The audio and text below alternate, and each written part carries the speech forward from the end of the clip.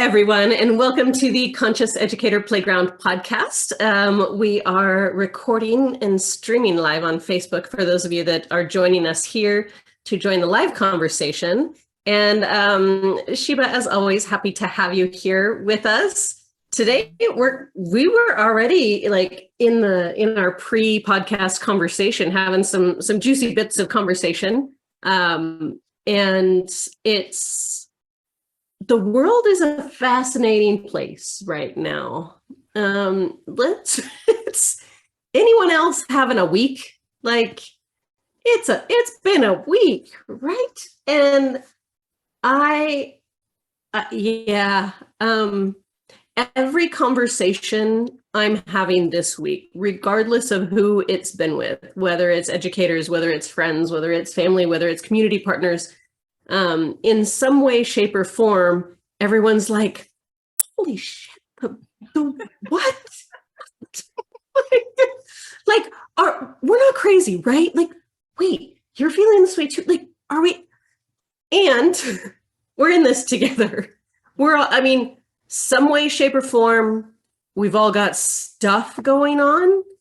And there is this very palpable, yet invisible, yet real ripple of impact, I believe, not only from the pandemic, but also from generations of unconscious behavior, unintentionally unconscious, right? If we think about our own evolution as a human species, we're at this place where so many of us are focusing on our mental wellness. So many of us are focusing on how do we heal some of those old wounds so that we can stop being triggered by them or reacting to them or being, debilitated by yet another, name your thing, right?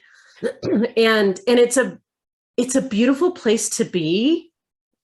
And it's freaking hard. It's hard. Being a conscious educator, it's not easy. And yet, none of us want to go back to being asleep and unconscious either. We're like, well, that's not fun either.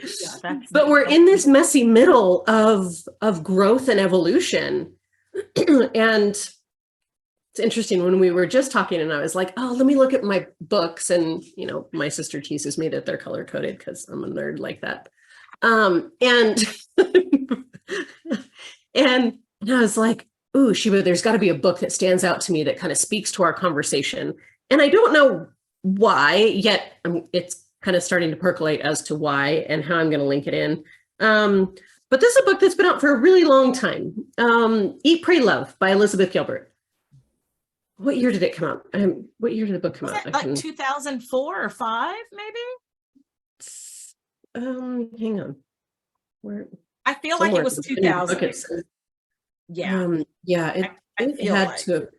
Like, there's a place in the book where it tells you, right? 2006. Okay.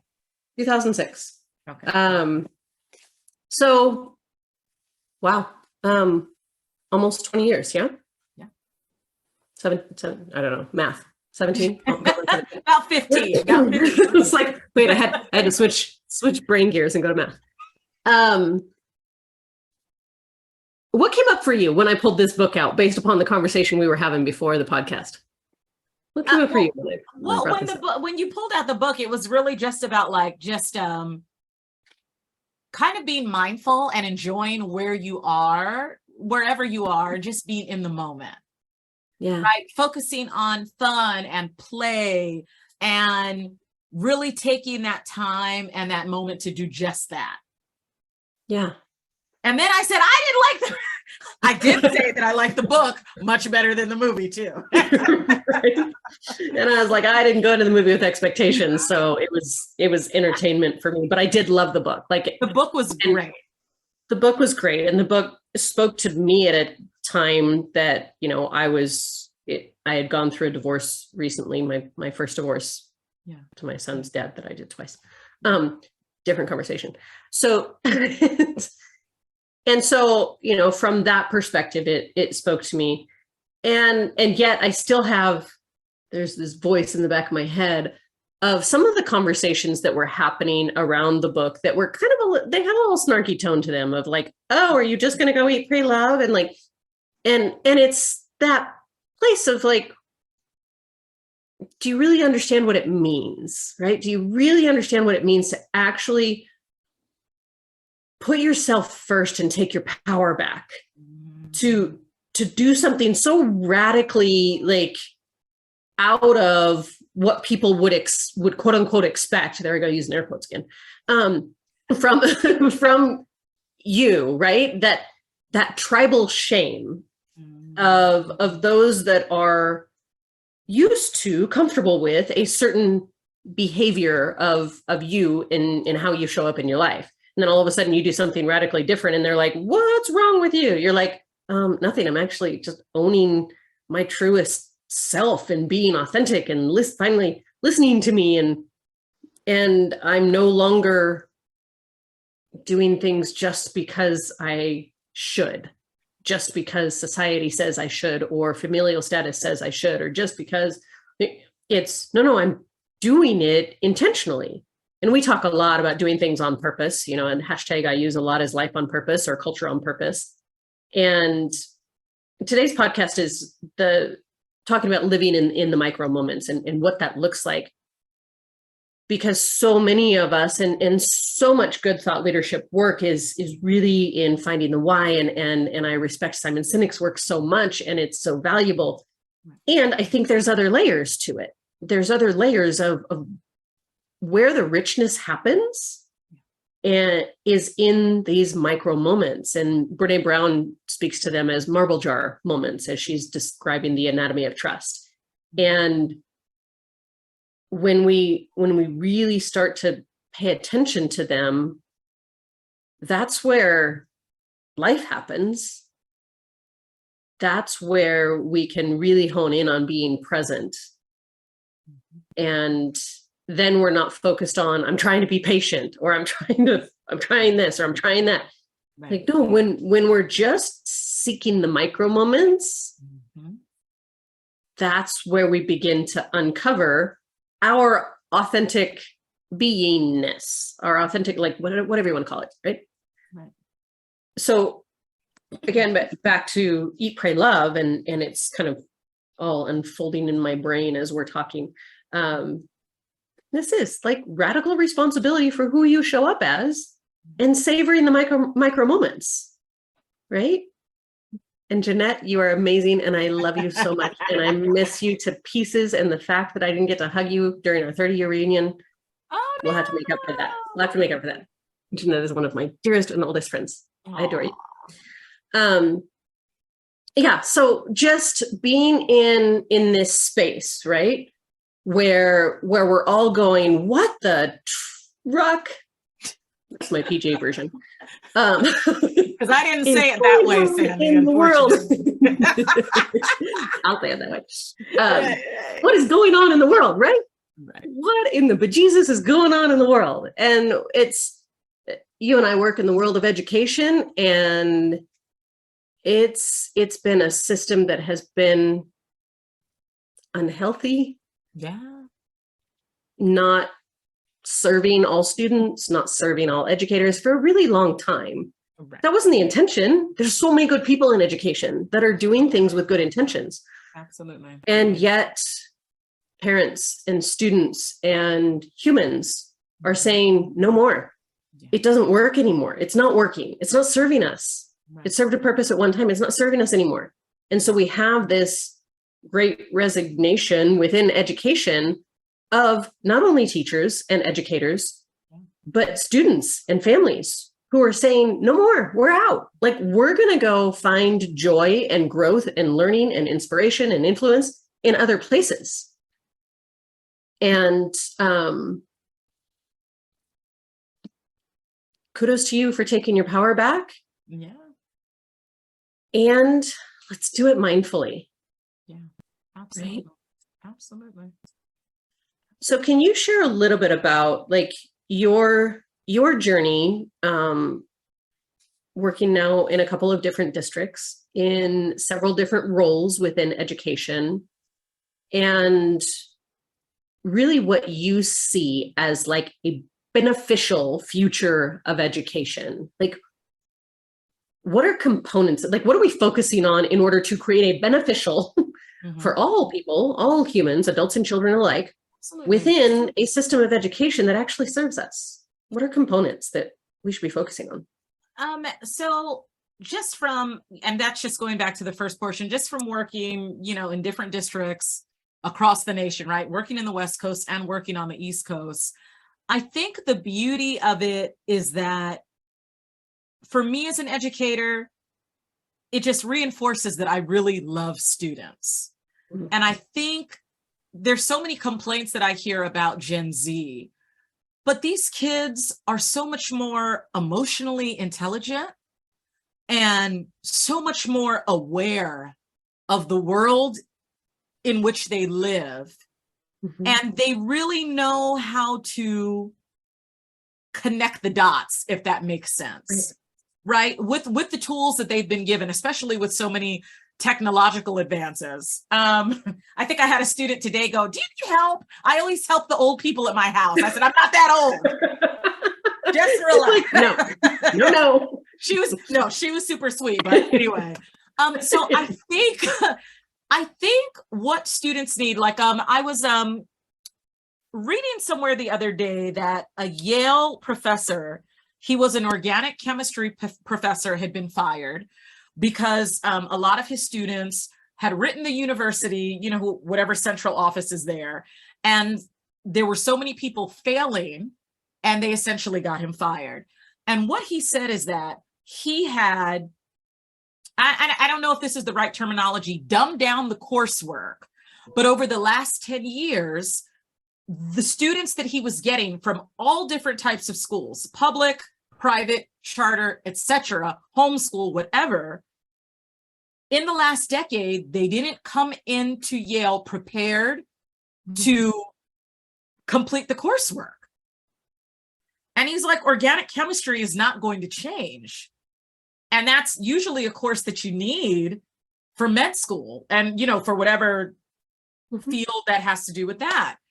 And so I think, Sandy, what we need is we need to find ways where we can teach students. Okay, I'm going to rephrase that. We need to teach students in a way where they can learn.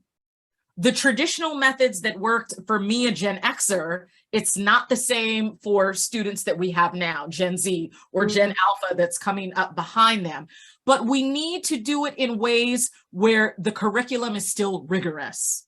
And I think that sometimes as educators, we often say, well, in order to make it palatable for students, we have to somehow take away the challenge of learning. And I disagree with that. The minds on these kids, they are so bright and they can learn anything, but how do we do it in ways that they want to learn? That's we talk about engagement all the time, but real engagement. How do we meet our students where they're at? And I think that that's what the big change is going to be. And sometimes I don't think it's like, districts will use different curriculum or project-based learning, whatever's cool, right? Whatever's like in vogue at the time. Yeah.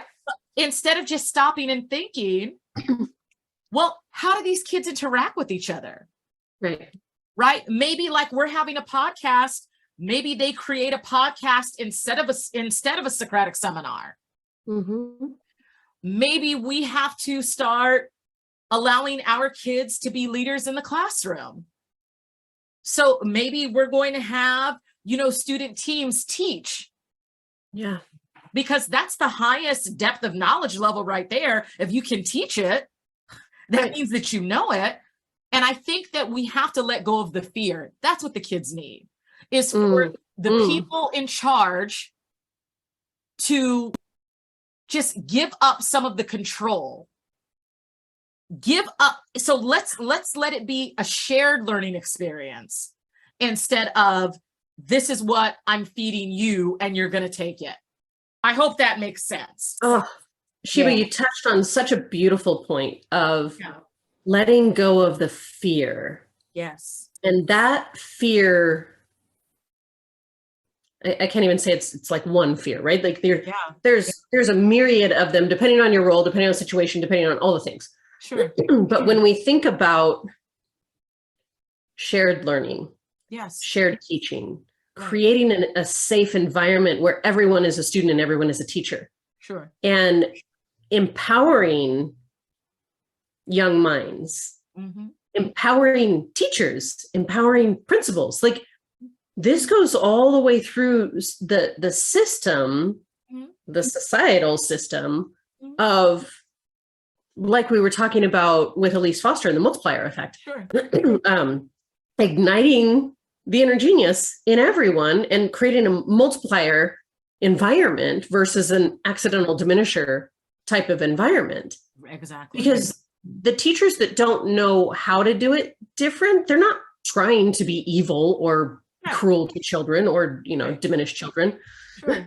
But it does take letting go of fear of the way you've always done it and trusting your gut to know that evolving as a facilitator, coach, teacher, educator, whatever role title you put on, it's all about releasing the fear and going, hey, I'm in this with you guys. One of the tools that I use often is the Team Alliance tool.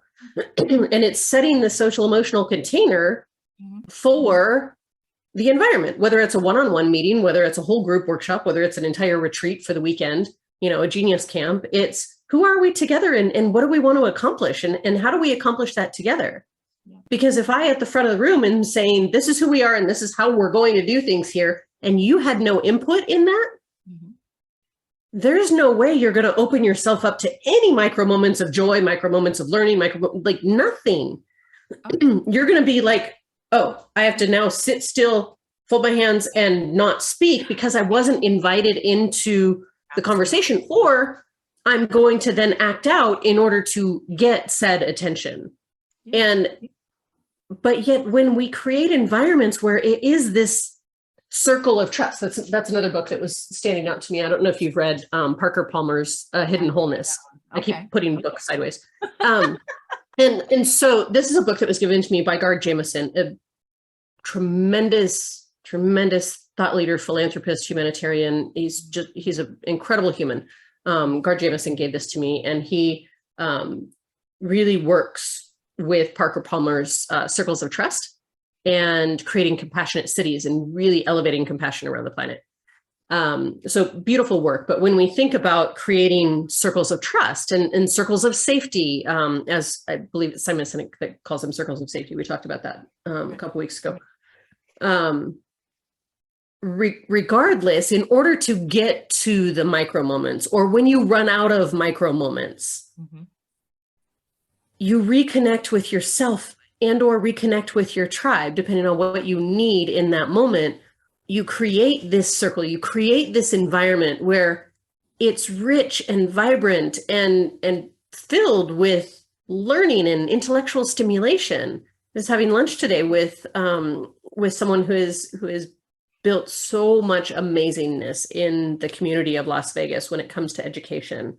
And she was sharing, she goes, I've done all of these things, and yet what I'm still missing, and she's in her late 70s, she goes, it's still missing this piece of this type of intellectual conversation. Like she and I could talk about, dreaming into how we're going to revolutionize, lots of things and how we're like we get into really juicy conversations about human behavior and that stimulation, that connection. Mhm. That to me Mhm. is what it's about. Like, do I want to achieve $1 billion in this life? Yeah, because I just put a B on there because it's fun. And do I want a yacht? Do I want the playground ranch? Yes. And all of those things are going to be coming into fruition. But is that what it's for? No, it's for the joy and the journey. And those of you that get my newsletter, blogs, emails, if you're on my mailing list, I talked about micro moment from the other day when like I got packing bags in the mail, and so that it's easier than packing boxes to pack some things in bags. And I literally got them, and I was on FaceTime with my niece, and I literally go, I could fit in here. And I proceed to climb into the bag and like go to like zip myself in. And I'm like, that micro moment, that's fun. That's what this is all about, right? Absolutely. Yes, it's about the big visions. Yes, it's about the big purpose-driven life and all. Yes. And that's not the majority. That's the out there that sometimes we can't quite get to. And so even as I'm hearing you talk, Sheba, we think about revolutionizing education. We think about like, what will it look like in the future as it evolves or transforms or implodes and we start anew, like however it's going to happen. Yeah. It's happening. And if we're not focusing on, you were sharing an example of a student who said, hey, I have this personal stuff going on in my life, and I could really use a human that will hear me and see me and value me.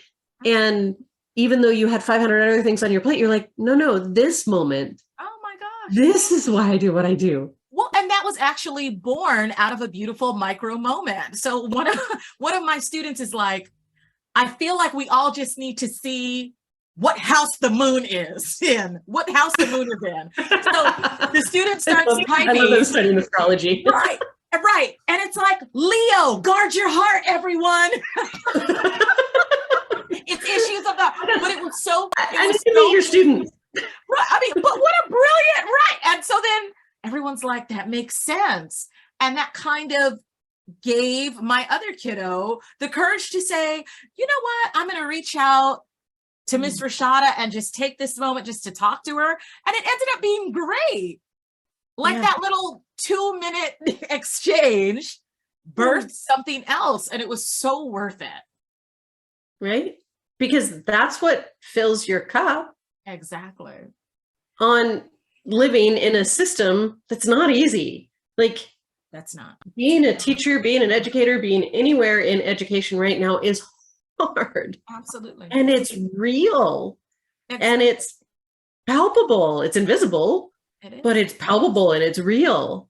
Absolutely. Well, and you know what that is too? Like, so we're talking about these easy things. So when we talk about revolutionizing things, I'm a revolutionary every day. So like, even for groups, I let my students choose their own groups. Seating charts, I have a seating chart. The students choose their own seats because I feel like if my students are comfortable, that means that we're going to be able to get to some really deep discussions a lot faster because they feel safe. And when I tell people that, they're like, oh my gosh, I could never do it. I'm like, well, have you tried it?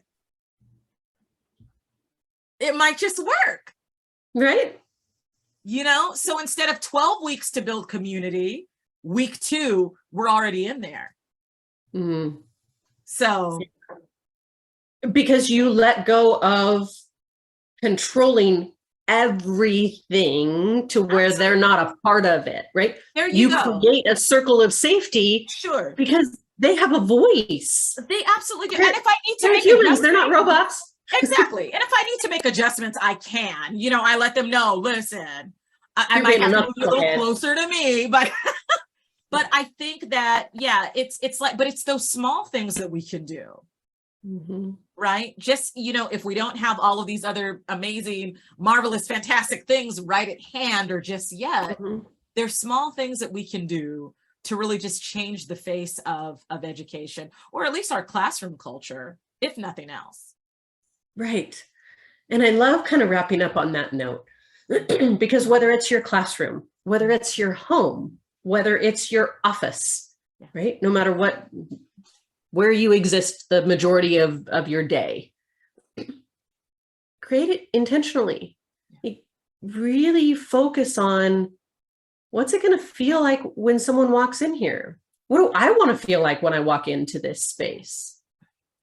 And then design it that way. Focus on those micro things that bring you joy. If you go to the grocery store and you walk in and they've got fresh flowers right there and you're like, oh, I really want fresh flowers. But, you know, that might break the budget if I spend $30 on fresh flowers. We'll find one flower for $1 then. and put it in a vase and put it on a desk. Like, find the little things, because that's the journey. That's how we create our lives. It's made up of these memories and these micro moments of connection and joy and authenticity. And the more we can really focus on those and focus on that's where life is lived, then it can help us navigate through when moons and astrology and mandates and life and acts of God and crappy things get thrown at us, right? We'll have some gas in the tank, some of our cup filled, so that we can weather it. And if we can't, then know that we're not alone.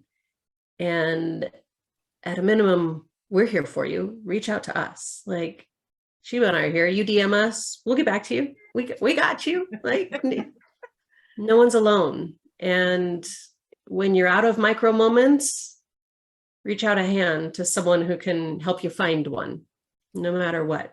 Because, when I said to Sheba, like, which book might it be today? And I said, oh, this one looks funny. And it's a book with the title of Surrounded by Idiots. She goes, well, the title, if nothing else, made me laugh today. So here's that.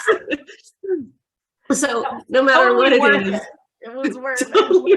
Totally worth it. Didn't match our theme today, but created a micro moment of joy. Yes, it did. So Sheba, do you want to share what you would love everyone to take away from today? Just wish for one thing. Oh yeah, absolutely. It's just enjoy every part of your life. And yeah, even if it's just one small thing, or even if you feel like you can't find anything and you're here, just say you have everything it is that you need right here, right now. And that has gotten me through a lot of days. If nothing else, I'm here. It's okay right now, just in this moment. So maybe that'll help someone else. We love it. And I just want to add one little thing to that. Remember to breathe. Remember to breathe. Just breathe. If nothing else, set a 30-second timer and just breathe intentionally. No matter what you're going through, we've got you. Thank you for joining us on the Conscious Educator Playground.